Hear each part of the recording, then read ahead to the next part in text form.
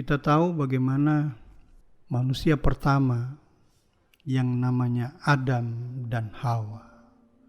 Jadi kematian itu bermula dari manusia yang pertama.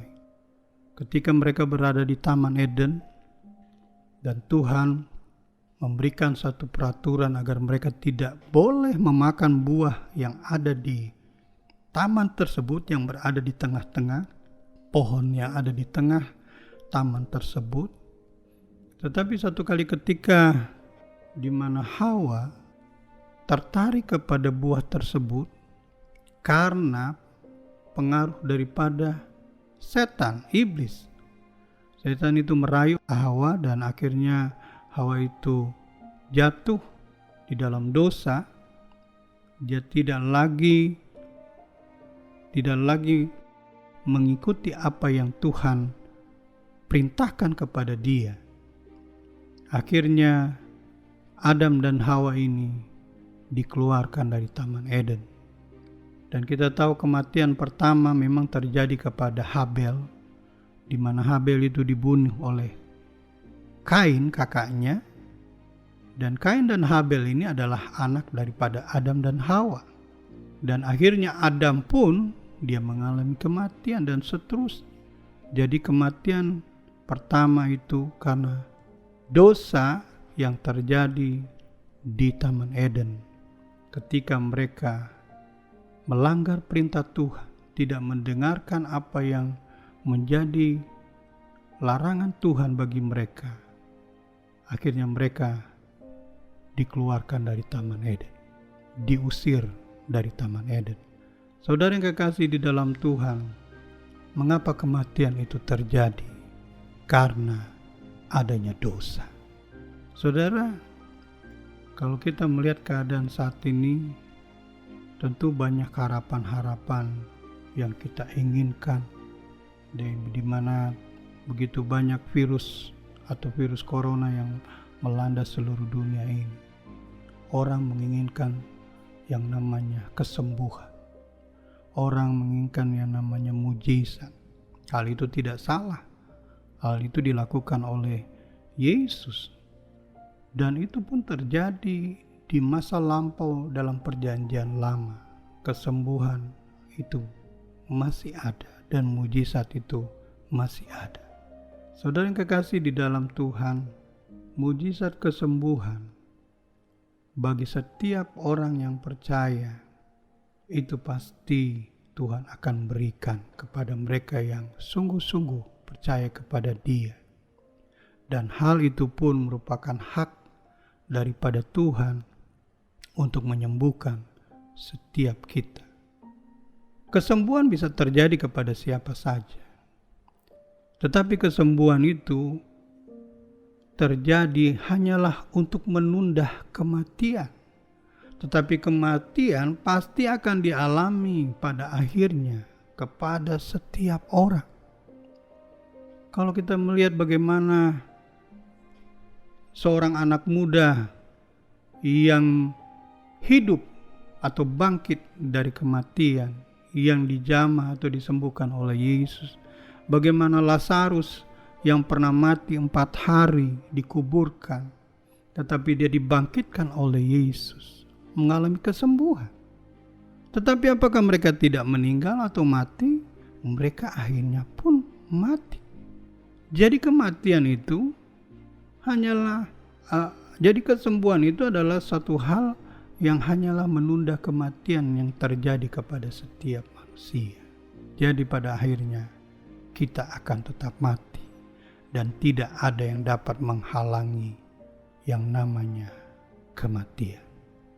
Saudara yang kekasih di dalam Tuhan, yang menjadi persoalan dan masalah besar sebenarnya di sini bukanlah kematian, bukanlah panjang pendek umur kita di dunia ini, tetapi apakah kita akan masuk atau kita akan memperoleh keselamatan atau kehidupan yang kekal di dalam Tuhan setelah kita mengalami kematian. Jadi bukan persoalan masalah kematian, bukan masalah panjang pendeknya umur kita di dunia ini.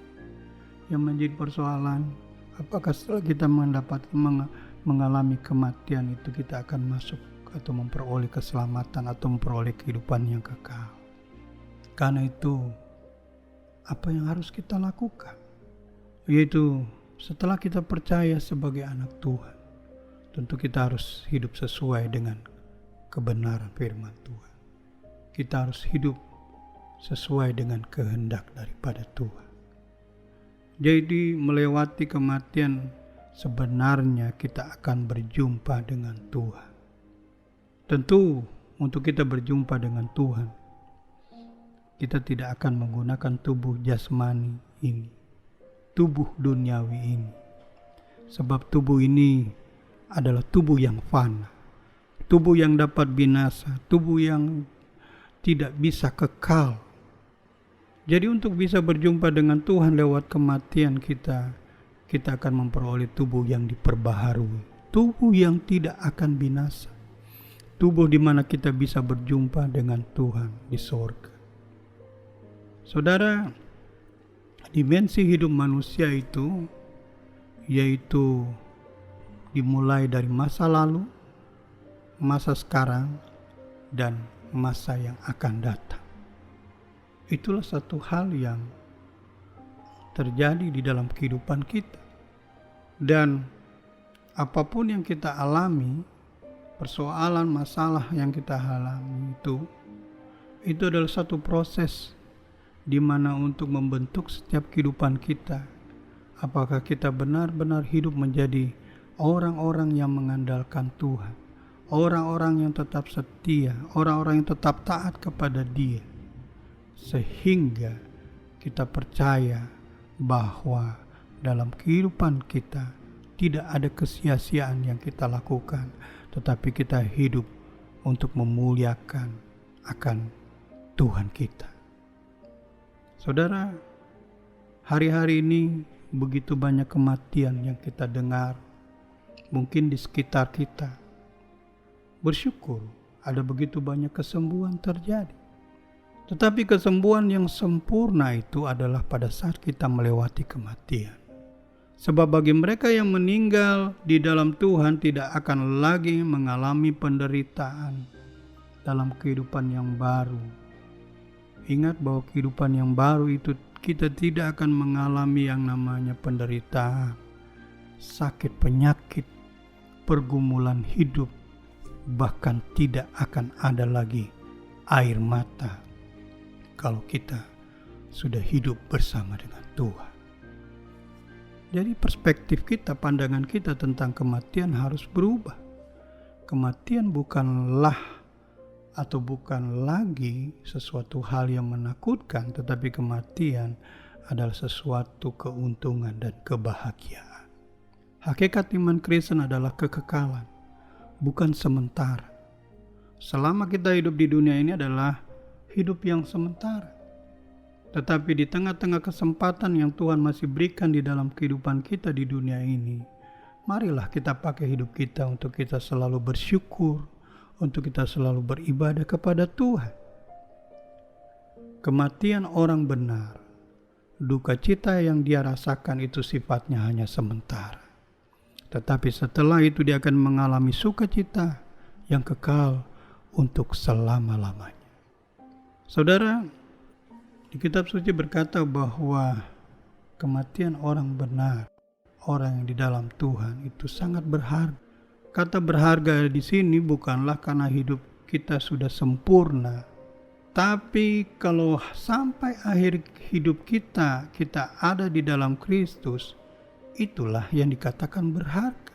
Sebab yang membenarkan dan melayakkan kita untuk bisa kita sampai kepada Tuhan, yaitu hanya oleh karena pengorbanan Kristus di kayu salib. Dan lewat kebangkitannya Yesus ke sorga, itulah yang menyatakan di mana dia hidup, dia adalah Allah, dan itu pun akan terjadi buat setiap kehidupan kita. Dan kata berharga itu melekat bagi setiap orang yang hidup dan percaya kepada Tuhan.